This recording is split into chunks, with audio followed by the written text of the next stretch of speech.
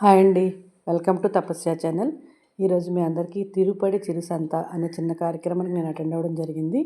దాని విశేషాలతో ఒక వీడియో అయితే రికార్డ్ చేశాను, కానీ వాయిస్ సరిగ్గా లేదని కట్ చేయడం జరిగింది. ఇందులో యోగా గురించి, అలాగే మనకు రకరకాల మిల్లెట్స్, ఆర్గానిక్గా పండించే పంటలు, వాటి విజయాలు, తర్వాత ఆహార పదార్థాన్ని ఎలా తయారు చేసుకోవాలి, అక్కడ కొన్ని కాంపిటీషన్స్ కూడా కండక్ట్ చేశారు. ఈ మిల్లెట్స్ రాంబాబు గారి క్లాస్ అయితే చూడండి. కావాల్సిన ప్రోటీన్ ఉంటుంది, దాంతోపాటు వైట్ రైస్ కానీ ఇలాంటి వాటిలో బ్లాక్ బీన్స్, ఎనీథింగ్ బ్లాక్గా ఉన్న వాటిలో యాంటీ శక్తికి చాలా మంచిది. వాటిని మీరు లైట్గా మనం బాగా నానబెట్టి ఎండబెట్టుకుంటే చాలా మంచిది. ఫస్ట్ వాటిని నానబెట్టి ఎండబెట్టి రోస్ట్ చేసి ఆ తర్వాత దాన్ని పొడిలాగా చేసుకొని రవ్వలాగా హల్వాలాగా చేసుకోవటం అనమాట. ఇప్పుడు కప్పు మినుములు తీసుకుంటే హాఫ్ కప్పు బెల్లం తీసుకోవటం, ఆ బెల్లాన్ని పాకం పట్టుకుని లేత పాకం ఈ రోస్ట్ చేసి పొడి చేసుకున్నటువంటి దాన్ని ఆ పాకంలో వేసేసి దగ్గరకు వచ్చిన దాకా మనం కలబెట్టుకుంటా మధ్య మధ్యలో నెయ్యి యాడ్ చేసుకొని దాన్ని హల్వాలాగా చేసుకొని ఖచ్చితంగా ఆ టైంలో పెట్టినట్టయితే వాళ్ళ శరీరానికి కావాల్సినటువంటి ఐరన్ ఒకటి యాంటీ అవుతుంది.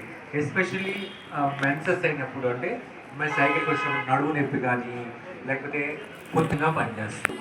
జీలకర్ర, నట్స్ చాలా బాగా ఉపయోగపడతాయి వాళ్ళకి. నట్స్లో అంటే సన్ఫ్లవర్స్ చేసుకోవచ్చు. అలాగా మనం ఎన్నో రకాల chocolate, cocoa, natural cocoa powder తీసుకొని చాక్లెట్స్ చేసుకోవచ్చు, న్యాచురల్ చాక్లెట్స్. ఆ విధంగా పిల్లలకి నచ్చే విధంగానే చేసి పెడితేనే ప్రజెంట్ జనరేషన్ నచ్చుతుంది.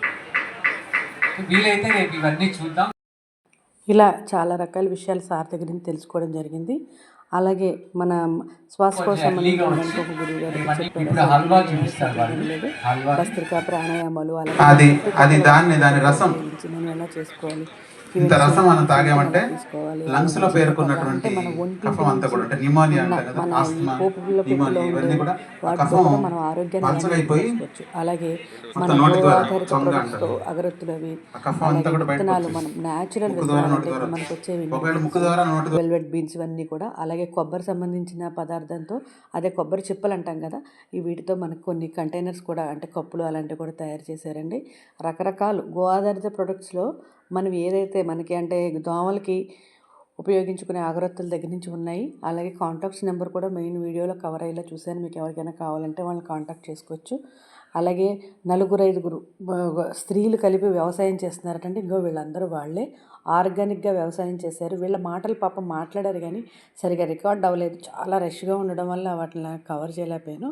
వీళ్ళందరూ కూడా దేశీ విత్తనాలు సేకరించి ఎక్కడైనా పొలాల్లో పండించుకునే వాళ్ళకి ఆ దేశీ విత్తనాలు కూడా అందిస్తున్నారు. కందులు, మినుములు, పెసలు ఇవన్నిటిని కూడా కొనుక్కుని వెళ్ళడానికి కూడా ఎక్కడెక్కడి నుంచో రైతులు అయితే వచ్చారండి. అలాగే మిల్లెట్స్ వంటకాలు చేసిన వాళ్ళకి గిఫ్ట్లు అది కూడా ఇచ్చారు. వీళ్ళైతే ఎంతో ఆనందంగా పూర్వం విత్తనాలన్నింటినీ కాపాడడం అయితే నాకు చాలా హ్యాపీగా అనిపించింది. అలాగే బ్యాంబూతో తయారు చేసిన బ్రష్లు కూడా ఇక్కడ మనకి స్టాల్స్లో అవైలబుల్ ఉన్నాయండి. వీళ్ళు పెట్టిన స్టాల్స్లో స్పూన్స్, అలాగే మన ఎకో ఫ్రెండ్లీ ఇవన్నీ కూడా ఇక్కడ దొరుకుతున్నాయి.